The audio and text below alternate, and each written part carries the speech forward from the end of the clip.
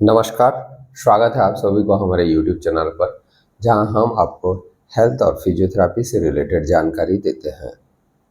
आज के एपिसोड उन लोगों के लिए बहुत ही इम्पोर्टेंट होने वाला है, जिन लोगों को कभी सियाटिका पेन एक्सपीरियंस हुआ होगा। क्योंकि आज के एपिसोड में हम जानने वाले हैं आप कैसे प्रिवेंट कर सकते हो सियाटिका रिकरेंस को। देखिएगा, जिन लोगों का सियाटिका पेन प्रॉब्लम हुआ होगा, उनको सियाटिका से रिलीफ मिलने के बाद कुछ महीने के बाद या कुछ सालों के बाद फिर उनको वो सेम सिम्टम्स होने लगता है। फिर वो लोग सफ़र होते हैं सियाटिका से। तो चलिए जानते हैं कुछ सिंपल स्ट्रेटेजी जिसको यूज करके आप सियाटिका रिकरेंस को प्रिवेंट कर सकते हैं। तो फर्स्ट चलिए जानते हैं पहले सियाटिका के बारे में। सबको पता होगा कि सियाटिका एक सिम्टम्स है और वो सियाटिका एक्चुअली आपके नर्व रूट कंप्रेशन की वजह से होता है।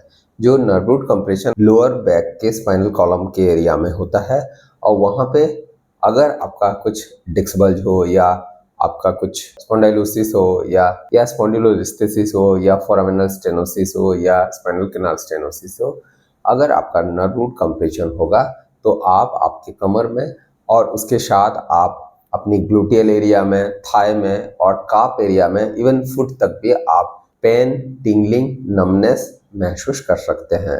तो वो जो कमर में पेन होता है, उसके बाद वो जो रेडिएट होता है लेग की तरफ, उसको हम सियाटिका पेन बोलते हैं। जिनका भी सियाटिका पेन प्रॉब्लम होता है, आपको एक rehabilitation programme, home exercise programme आपको दिया जाता है। तो उसके हिसाब से आप बहुत सारे एक्सरसाइज करते हो, जैसे कि फ्लेक्सिबिलिटी एक्सरसाइज हो, मोबिलिटी एक्सरसाइज हो, न्यूरल मोबिलाइजेशन एक्सरसाइज हो या कोर मसल स्ट्रेंथनिंग एक्सरसाइज हो, तो आप उसको करते रहते हो।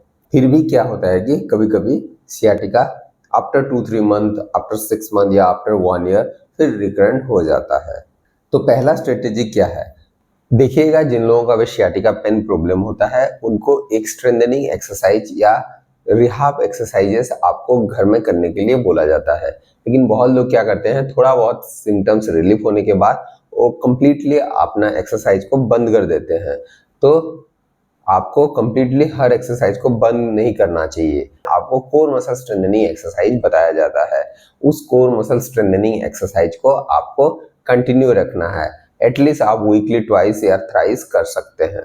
अगर आपका कोर का स्ट्रेंथ अच्छा रहेगा तो आपका स्पाइनल स्टेबिलिटी अच्छा रहेगा और आपका स्पाइनल का जो अलाइनमेंट है वो परफेक्टली मेंटेन होके रहेगा। इवन आपके एक्टिविटी में भी वो बहुत ही यूजफुल होता है। नेक्स्ट है, आपका अगर बॉडी वेट बढ़ रहा है तो बॉडी वेट को मेंटेन करने के लिए आपको डाइट के ऊपर भी ध्यान देना है, उसके साथ रेगुलर अलग कुछ एक्सरसाइज के ऊपर भी ध्यान देना है।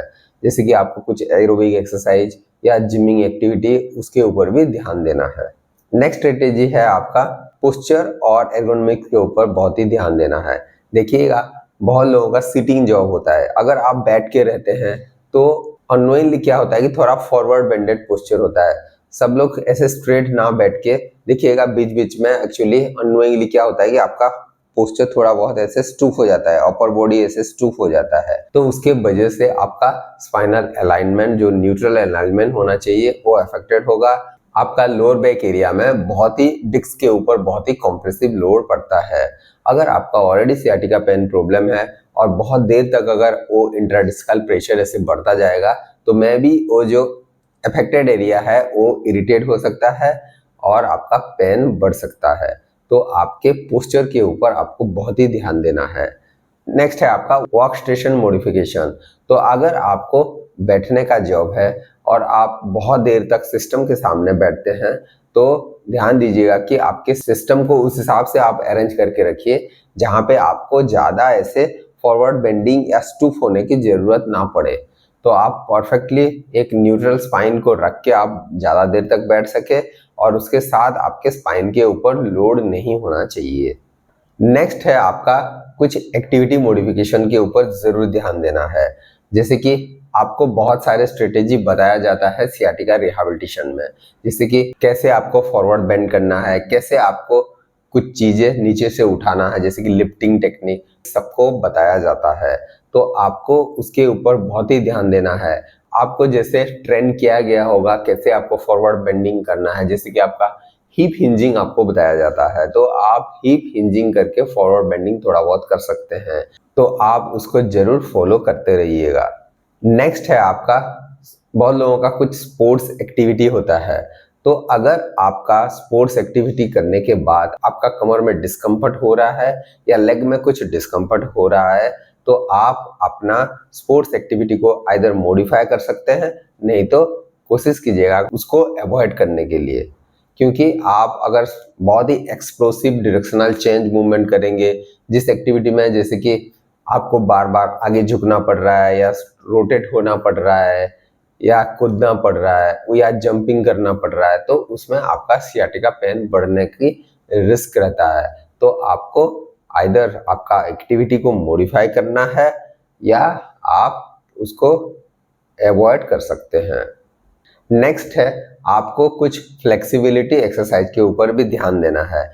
फ्लेक्सिबिलिटी एक्सरसाइज में आपको स्पाइनल मोबिलिटी एक्सरसाइज भी बताया जाता है और उसके साथ साथ आपको कुछ मसल स्ट्रेचिंग एक्सरसाइज भी बताया जाता है। तो आपके डेली रिक्वायरमेंट के हिसाब से आपको जो पोस्चर एडप्ट करना पड़ता है, आपको असेसमेंट करके आपको कुछ मसल्स का स्ट्रेचिंग करने के लिए बोला जाता है। उसके हिसाब से आपको वो मसल स्ट्रेचिंग करते रहना है, जिसमें आपका मसल्स का फ्लेक्सिबिलिटी मेंटेन होके रहेगा और जो मस्कुलर इम्बैलेंस होने का रिस्क रहता है वो भी आप प्रिवेंट कर सकते हैं। क्योंकि मस्कुलर इम्बैलेंस होगा तो आपका स्पाइनल अलाइनमेंट अफेक्टेड होगा, फिर आपका बेंडिंग टेक्निक, लिफ्टिंग टेक्निक, बैठने का तरीका हर कुछ अफेक्टेड होता है। तो उसके हिसाब से आपको अपना मसल फ्लेक्सिबिलिटी और स्पाइनल मोबिलिटी को भी मेंटेन करके रखना है। नेक्स्ट स्ट्रेटेजी है, जब भी आप कुछ एक्टिविटी करने के बाद आपको कुछ लगे कि आपका कमर में दर्द हो रहा है या लेग में कुछ आप डिस्कम्फर्ट फील कर रहे हैं, तो जरूर अपना फिजियो के साथ कंसल्ट कर लीजिएगा। उस टाइम में अगर आप उसको ऐसे नज़रअंदाज करेंगे तो बाद में जाके ये रिस्की बन सकता है। तो ये थे कुछ सिंपल स्ट्रेटेजी जिसको फॉलो करके आप सियाटिका रिकरेंस को प्रिवेंट कर सकते हैं।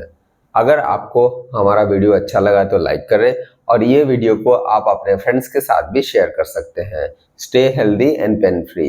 नमस्कार।